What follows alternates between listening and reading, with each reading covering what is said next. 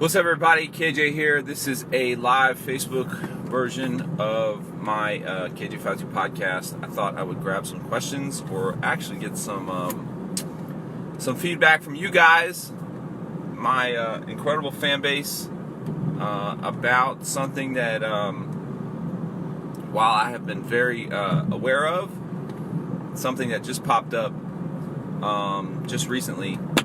I thought I would get some feedback on. And really this kind of started, the spark of this impetus started with a Twitter post that I just put up, and I can already tell that it's garnering a lot of reaction. And so the title of this is Your Thoughts on Kanye's Sunday Service? ? And for those that may not be familiar, Kanye West, I feel like for the last, at least the last couple months, has been putting up snippets of different tracks, songs, things like that, related to something he's doing called the Sunday Service. And a lot of people in the Christian rap world / church world, this has really kind of caught their attention because one of the big ones I saw is where he sampled I feel like it was a Fred Hammond song. I could be off. He definitely sampled one of these gospel artists, and he was kind of chopping it up and reflipping it. And then he's usually out there in what looks kind of like a field, kind of remaking these tracks or repurposing them for his quote-unquote Sunday service. Now, I think in the last week or so, Kim Kardashian, his wife, put up a Insta story, which was a track listing of his new project, which got a lot of people in the church world kind of peaked. Supposedly that this new project is going to be called, again, don't quote me here, I think it's like either Jesus is Lord or Jesus is King, and a lot of the song titles had a lot of church biblical kind of phrasings, so to speak. Now, to me, watching this happen, this is nothing new. You know what I mean? Like, it's not like Kanye didn't put out the song Jesus Walks way back in 2000. So, for me to see him do this, or to do something even this much, I'm not surprised. You know what I mean? Now, someone may go, well, what's your opinion on it? Honestly, I don't have an opinion on it either way. I know some people are like, yo, man, he's going to lead thousands, millions of people to Jesus, etc., etc. So good that a celebrity is, pointing people back to God. Now, maybe I'm glass half empty all the time, but I'm sorry. This is nothing new. You know what I mean? Like, people act like this is the first time this has ever happened, or that Kanye has ever done this, or that DMX didn't used to do this back in 97, 98. He'd always end his albums with a prayer, a very Jesus-y kind of prayer. So again, I'm not, that's, again, and then you could look at Chance the Rapper, who's been having a lot of Jesus references in his music for the last couple albums. So when people go, yo, man, anything that points back to God, that's okay with me. I definitely share in that sentiment to some extent, but I also, tend to be a little skeptical because, what perspective is that coming from? Is it just lip service? I think probably 20 years ago, I would have been way more dogmatic, way more judgmental. Probably in my old age, I'm just going, you know what?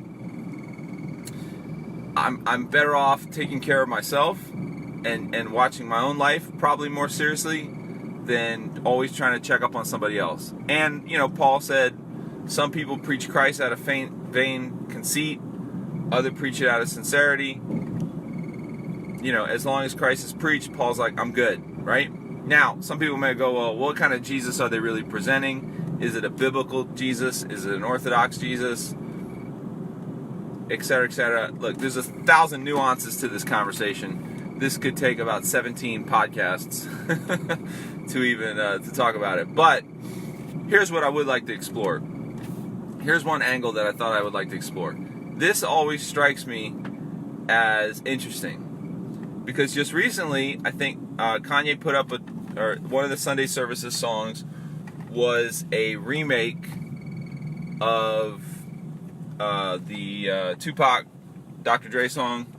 It sounded like, and again, I listened to it really quick, but it sounded like it was a remake of California, but flipped up to all the lyrics being about the Holy Spirit. So essentially what is going on here is what I would call, it's a remake song, so to speak. You know what I mean? And here's where I want to pivot and stop. For as long as I've known Christian hip-hop and done Christian hip-hop, there has always been Christian hip-hop artists taking mainstream rap songs and repurposing them almost like a parody, so to speak. Because if you would do it, it's like similar to what Weird Al would do. Technically it falls into the parody genre, so to speak. Christian rappers have been given flack over this for years. Christian rap's not original. All they do is take what's popular and flip it, biting, etc., etc. Christian rap has a bad reputation of taking what's popular in the mainstream and repurposing it for God's purposes. At its own core, that's kind of what it's doing. But I'm not even talking about that. I'm talking about just the idea of parody, so to speak, right? I always find it interesting when a mainstream artist, such as Kanye, essentially does the same thing. It's applauded in a lot of ways, right? And again, this is not a slight on Kanye. This is not a slight on Chance the Rapper. But Chance the Rapper taking Christian songs and repurposing them for what he's doing, meaning How Great Is Our God, or Chance the Rapper taking gospel type vibes and repurposing them for his rap, this gets applauded by the mainstream. This guy's genius, XYZ. When a Christian rapper does it, it's corny, it's too churchy, I don't want to hear that. When Kanye takes a song that's essentially a mainstream song and reflips it for Jesus, oh man, that's genius, never thought about it that way. Christian rapper does it, man, that's so corny, da-da-da-da-da. The double standard is what I just wanted to talk about. I find this super interesting. I'm not even coming from a place of judgment towards it. I just think we are so, we hold our heroes, our artistic heroes, our musical heroes up on such a pedestal. It is to the point where we're like, the emperor has no clothes. I don't know if you ever heard this tale. It's the story of the emperor who, there was a tailor who essentially said, I'm going to make you this great, great outfit. And he starts to weave, and there's no clothes there.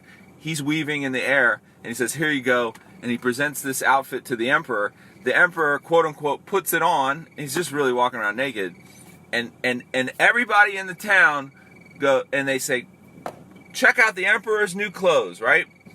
And he walks around naked, but because nobody wants to speak up and say, that guy's naked, everybody goes, oh, that's great, that's awesome. Meaning, most of us, the majority of people in the world, we just follow the sheep. We just follow the crowd. If the crowd says look up, we all look up. I don't know if you've ever done this experiment where if you get enough people staring at the roof, at the ceiling, and someone else will come along and you go, you see it? And usually most people will go, yeah, I see it. There's nothing there. And I feel like a lot of these things are happening to where we look at our heroes and go, they can do no wrong. And the funny thing about that Emperor's New Clothes story is there's this one little girl, I think, in the story, or one little boy that goes, that guy ain't got no clothes on. Anyway, I'm curious about your thoughts. Here's the other thing that I think a lot of people either don't know about Kanye or maybe don't understand about Kanye, that I find very interesting because I have had experience in this area. That it seems to be, and I think he's admitted to it too, is that Kanye West is manic depressive or bipolar. Okay? And if you know anything about manic depression or bipolar, being bipolar, the whole idea and the whole idea behind being bipolar is that your brain swings between two extremes. Meaning most people tend to be right here. Bipolar or manic depression, they go to two different sides. They have the manic side or the depression side, right? So here's two reasons why I'm familiar with this. When I grew up, my dad was a guardian of a bipolar manic depressive guy who my dad was kind of his trustee, and so I grew up with this guy off and on. I won't say his name. I don't really even know where he is. But there would be times where I would see this guy, and he would be dressed like a Hare Krishna, top to bottom, looked like a Hare Krishna. Next time I saw him, he had cut off all his hair and looked super conservative. Next time I saw him, he had been up for 3 days straight. Next time I saw him, he was institutionalized, right? So this guy's manic depression, when someone who has manic depression or bipolar swings to one side, the manic side, especially if they're creative or artistic, they can become multiple things. They can become hypersexualized. They can become super charismatic. They can become super endearing, super creative,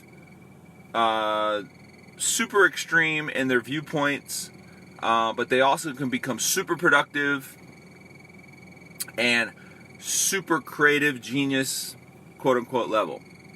When they swing to the other side, the depressive side, they'll say crazy stuff.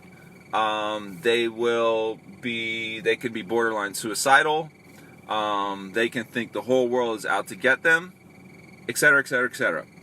Now, if anything I'm saying here sounds like Kanye at different points in his life, people deal with manic depression and bipolar in everyday life. Everyday people deal with this all the time. It doesn't make headlines because it could just be somebody you know, right? And obviously there's different extremes to the manic depression. I believe we are seeing Kanye on the manic side. When we see him on the manic side, he's putting out 1,000 albums. He's doing multiple production. He is, and if you're bipolar and you're on that manic side, you feel like you're Superman, right? So the problem with this sometimes, and again, this is just based on my conversation with my dad. By the way, my father is he is an art therapist, also has a degree in psychology, so he's very familiar with this, and we've talked about it at length. When you're on that side, it's almost like being high in a lot of ways. So when it swings to the other side, you almost feel like the worst person possible. So you don't want to get out of the manic side, right? The thing is, a lot of times the treatment for manic depression or bipolar is to give them sometimes it's lithium, sometimes there's other drugs, and it's meant to curb those extremes. What happens is when they're on the manic side, they don't take their medication, they get off of it, because who would not want to feel that way? Get what I'm saying? Point of what I'm saying is, we see Kanye do this all the time. He swings to the other side. He's on the depression side. He says stuff like slavery was a choice. He's meeting with Donald Trump. He's taking Taylor Swift's, snatching her thing off the stage. I mean, Kanye has a laundry list of crazy stuff he said where the whole world was out to get him. And I think, in my opinion, again, I could be off here, but I think when we're seeing that side of him, that's his depression side.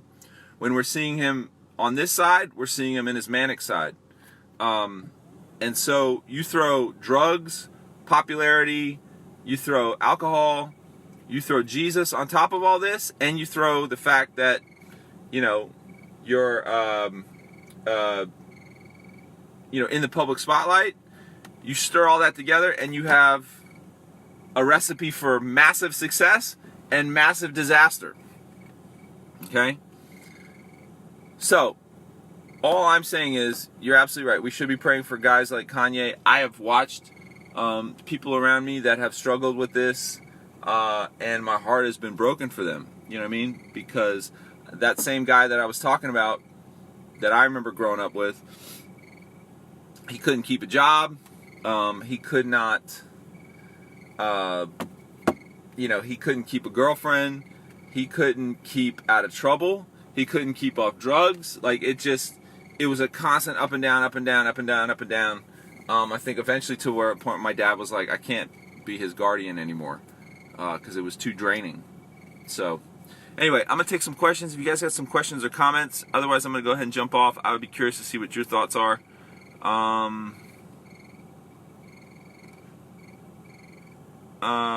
Greg, my man Greg says, let's just keep him in prayer. I'm not a fan, but I think it's cool seeing him praising the Lord and bringing people together. You know what? I second that emotion. That's a good point. What else? Anybody else? Everybody's being very quiet in the chat about all this. Do you think it's a good thing? You think it's a bad thing? Have you listened to it? Have you watched it?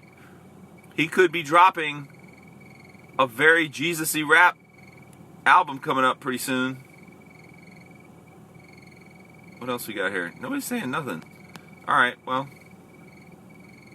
I guess on that note, I'm going to have the jet. Nick thinks it's bad. Yeah. I do find it, this is an interesting point too. I think I have no opinion on this either.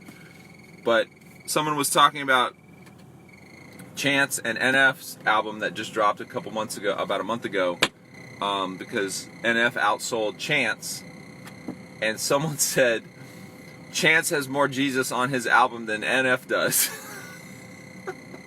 But Christians are like, Christian rapper debuts at #1. You know, like Christian rap fans are like, we did it! We did it!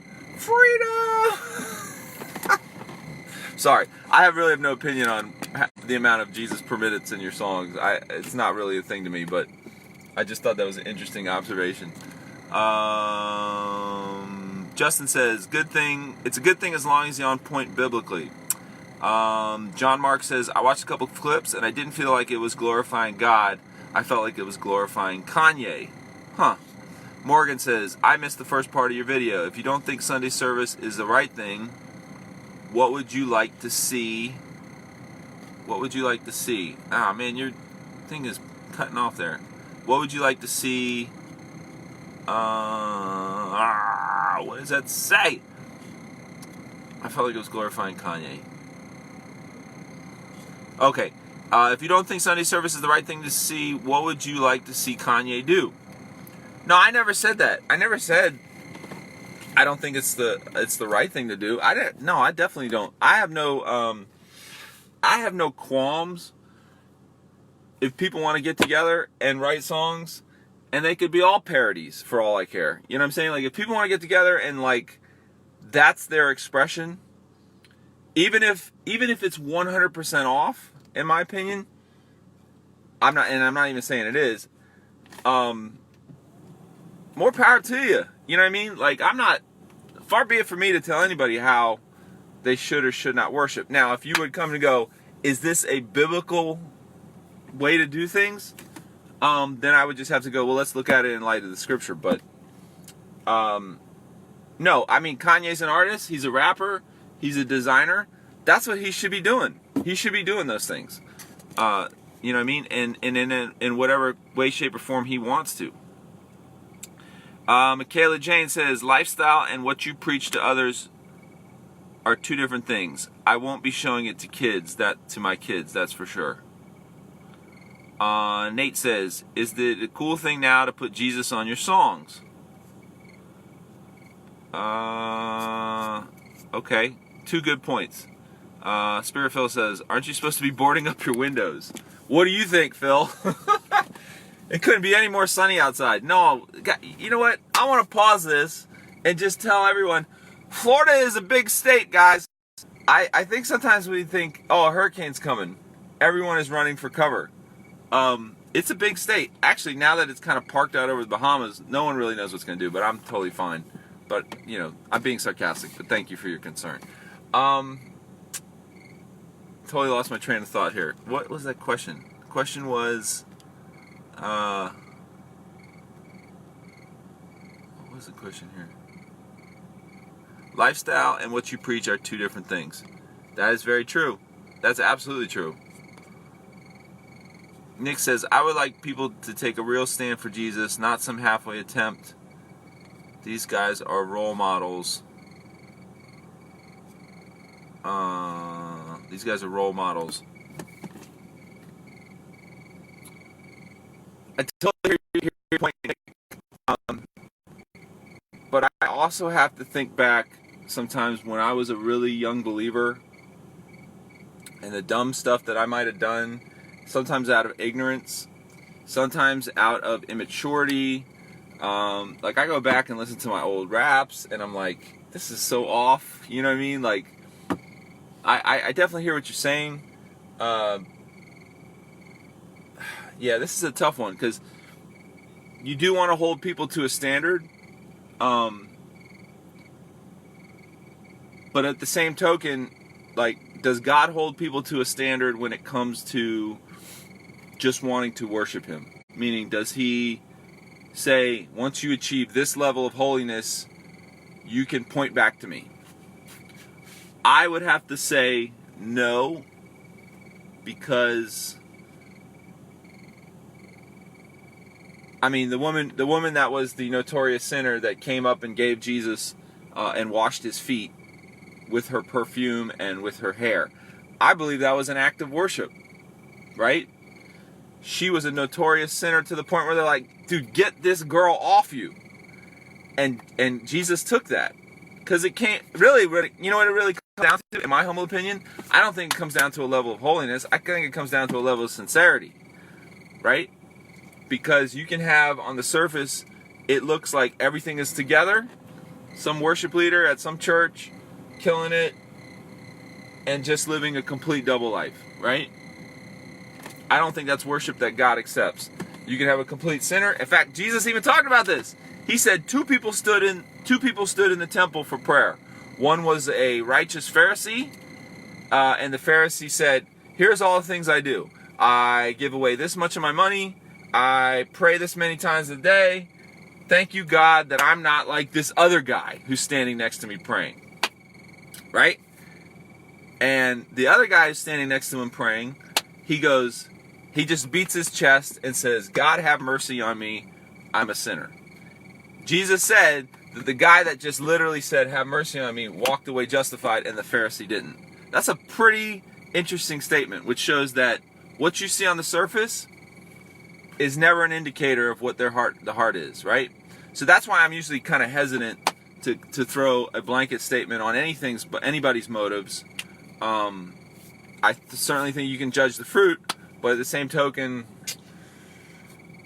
you know, there's one thing I know I can do. There's one thing I know I can do 100% accurately, and that's myself. I can take care of myself, and I can work out my own salvation with fear and trembling. That's the one thing that I have control over that's 100% accurate. These are good discussions. Let me grab a couple more questions. I'm going to probably jump off. Cody Brady says, on the subject of Jesus and big artists, what do you think about Chance the Rapper praising Jesus on one song and then blah, blah, blah, blah? I think I kind of talked about that a little bit, but I'll jump back on that. Well, again, it comes down to heart. You know what I'm saying? Like, I think here's the one thing we seem to forget, and I can say this as an artist. When we see our art, when we put out our artistic expression, you are looking at a snapshot. It's almost like a still frame on our lives, right? It's like we pause the story and let you look at, that's what our story is right now. How many of us, at certain points of our lives, if they would just pause the story and then broadcast it to the entire world, how many of us would be embarrassed at the things we've done? Right? That's one thing to really think about, because I think about when I was a young believer, or just not even at the point of like totally walking in holiness, you know what I mean, or sanctification. If you would have paused my story, and I somehow had the ability to make albums at that point, and I was able to broadcast that to millions of people, you would have definitely seen some levels of hypocrisy on many, many levels. You know what I'm saying? So again, with Chance, the old dogmatic KJ from back 20 years ago would have been like, this is hypocrisy and double standard and da-da-da-da, and I probably would have been like super judgmental about it. I'm like to the point now, I think you know what it is? Here's what it is. When you ask me my opinion on that, you say, well, what do you think about that? I think I'm looking at somebody that is trying to figure it out. And we're watching it happen in real time. Spirit-filled says, one last question. Are you still in the Illuminati? Asking for a friend. Nate says, I'm wondering who his mentors are and where he's getting his leadership from. Well, that might be the answer. Maybe it's nobody. You know what I mean? Maybe he has no leaders or mentorship in his life. Maybe he does, and he's not paying attention. Maybe he does, and they're semi in his life. You know what I'm saying? I mean, there's a many links in the chain that you can go, well, here's the problem, here's the fix it, and stuff like that. But if you're not really in it, it's really hard to know what the deal is. And for the 3 millionth time, yes, I'm still in the Illuminati, though my membership has been suspended for not paying dues. So I think I got $8. I get it from the Illuminati now. Anyway, big shout out to everybody. I got to jump off. I got things to do. I hope you guys have a wonderful day. Thank you for your commentaries. I hope you